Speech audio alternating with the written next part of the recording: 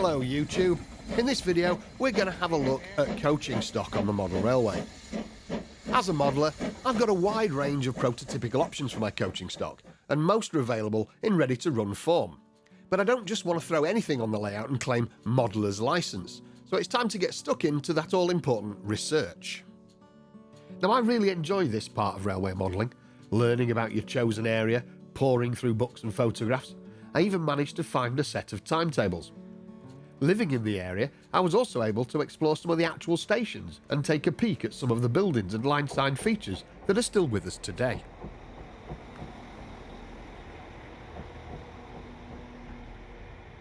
My research led me to several types of stock that were likely to be running in the region at this time period, and we start with the oldest, the Gresleys. Designed by the London North Eastern Railway's chief mechanical engineer, Sir Nigel Gresley, this was his attempt at consolidating the wide range of rolling stock that the LNER had inherited. The first batches were introduced in the 1920s and were teak-bodied, gaining them the nickname Gresley Teaks. Gresley died in 1941 and was replaced by Edward Thompson, who developed Gresley's ideas, introducing a new standard set of designs by the end of World War II. They were sleeker and more modern looking, with the oval end windows being quite the feature. Next, we switch over to the London, Midland and Scottish Railway, and designs by their chief mechanical engineer, Sir William Stanier. Known by the LMS as Period III stock and by everyone else as Staniers, these coaches were produced from 1933. A further development of the Stanier design was the porthole stock. Again, the choice of a round window at each end was the key identifying feature and gave them their name. Although designed by the LMS, they were not built until after the nationalisation, so would have been only a few years old in 1955. They were not produced in huge numbers either, as they were quickly superseded by our final stock variant, the British Railways Mark I coach. Introduced in 1951, then Mark I was one of the most successful aspects of the nationalised railway. Replacing older stock on all major passenger services within 10 years, streamlining maintenance, improving safety and staying in revenue-earning service until the 1970s. So in that last sequence we saw trains going past the camera by type, but in reality that's not how the coaching stock would have been marshalled.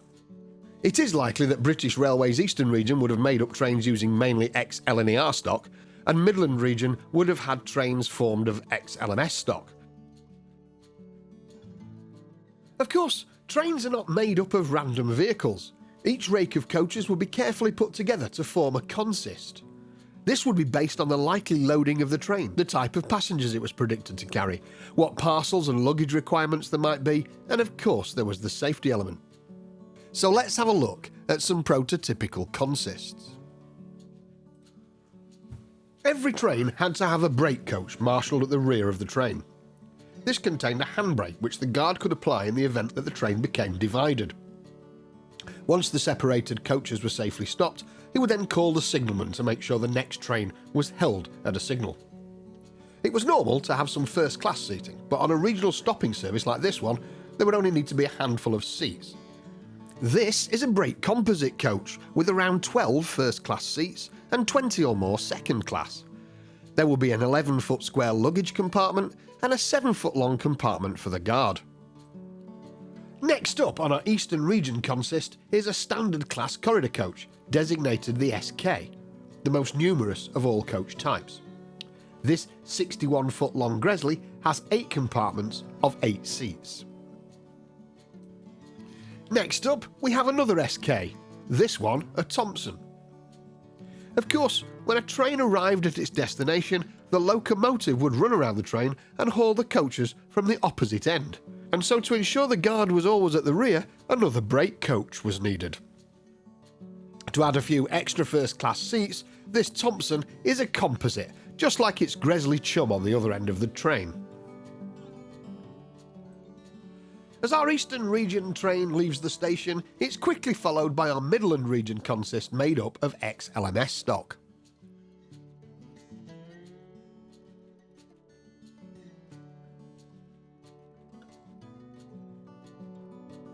As always, the rear of the train has a brake coach.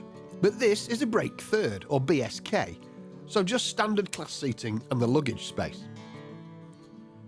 The next carriage is an FK, a first class corridor coach. This has only 6 compartments of 6 seats each, so only 36 first class passengers per coach rather than the 64 passengers in the SK.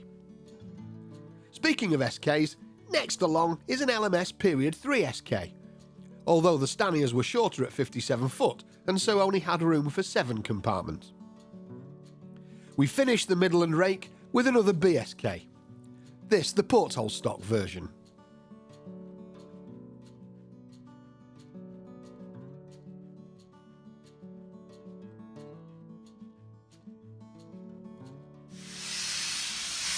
I want to very briefly talk about some of the terminology used around British Railways coaching stock. Most early coaches had compartments for passengers to sit facing each other, with a door at either side. There was no access to anywhere else on the coach once you were aboard. These were generally known as closed compartment stock. Later designs allowed passengers to access any compartment by way of a connecting corridor down one side of the carriage. You moved along the carriage, and at the end was the vestibule, where the doors were. By the mid-1950s, all mainline stock used interconnecting gangways to allow passengers to move into the next carriage.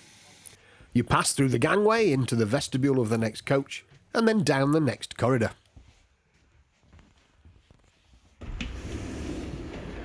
First class had 6 seats, with plenty of legroom.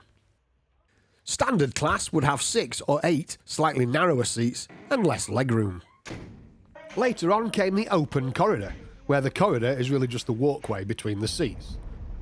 And this has become the accepted norm for modern train travel pretty much the world over.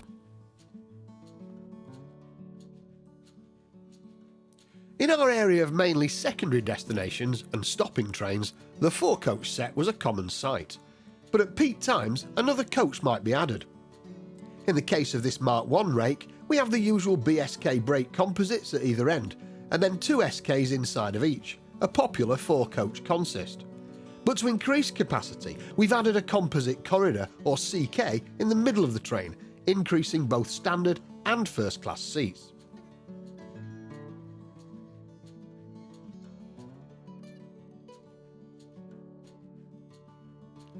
We know from the timetable that a daily long-distance through express worked from Liverpool via Manchester and Sheffield, connecting at Harwich with the overnight ferry to the Hook of Holland. This had catering from Sheffield to Harwich, so I added a 3-car dining set made of Mark I Pullman coaches. Technically, these were not built until the early 60s, but I invoked a bit of modeller's licence. This consist enjoys a higher proportion of first-class passengers, starting behind the engine with the Gresley brake composite, followed by a Gresley first corridor. Then we have Pearl, a first-class Pullman open dining, or parlour car as the Americans call it. Then we have Robin, the kitchen dining car, where the meals are prepared, and there's also space for first-class diners. And after that, the standard class open dining parlour car, number 350. Second-class Pullman cars are not given names. It was common practice to use the dining set to split the classes, so following behind the second parlour car we have a Gresley SK and a Thompson SK, and finished off with a Mark I BG, or full brake. This has no passenger accommodation at all and is just open space either side of a 7-foot-long central guards compartment. Ideal for a train where passengers may well have a lot of luggage, though parcels would be carried as well. It's worth noting that when marshalled like this, the first-class passengers will be at the front on arrival at Harwich, and so first off the platform and onto the waiting ferry.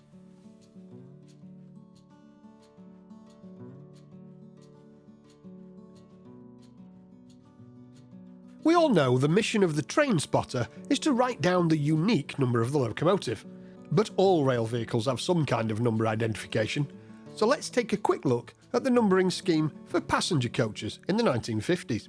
Coaching stock built after the creation of nationalised British Railways has a prefix letter to show which region it's allocated to.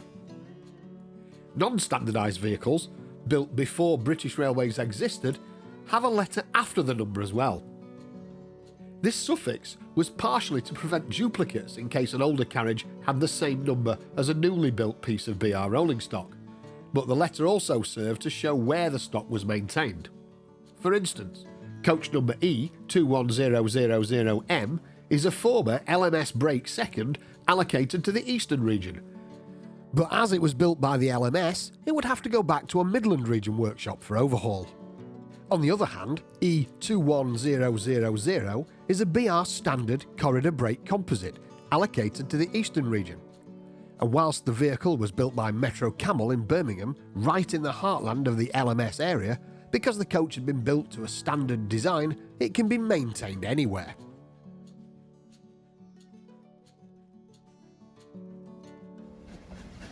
From the nationalisation in 1948, when British Railways was created, the livery adopted for locomotive-hauled gangway stock was crimson and cream with black and gold lining. Now, livery changes don't happen overnight, so even after 7 years of BR operation, it was possible to see stock out of livery on main passenger routes.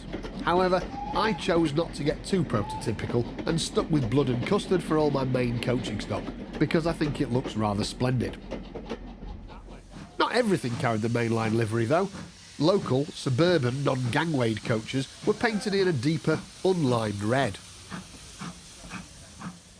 Of course, it was all changed a year later, when in 1956, British Railways revised the colour scheme of its locomotive-hauled passenger stock to a lined maroon, and the locomotive emblem changed from the lion and the wheel to the ferret and dartboard.